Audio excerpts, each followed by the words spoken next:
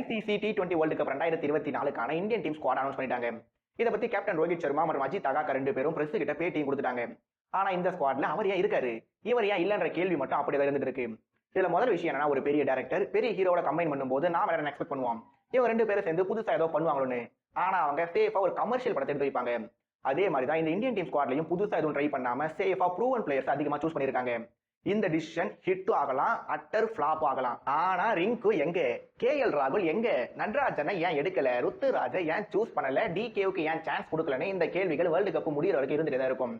அடுத்த IPL performance வச்சு players select பண்ணலாம்.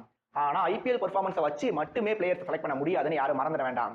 கடைசியா ஏற்கனவே ஒரு T20 வேர்ல்டு கப், ஒரு வேர்ல்டு டெஸ்ட் சாம்பியன்ஷிப், ஒரு 50 ஓவர் வேர்ல்டு கப்னு ரோஹித் சர்மா எல்லா ICC டோர்னமெண்ட்ஸ்லயும் கேப்டனா தோத்த பிறகும் அவருக்கு மறுபடியும் ஒரு சான்ஸ் கிடைச்சிருக்கு.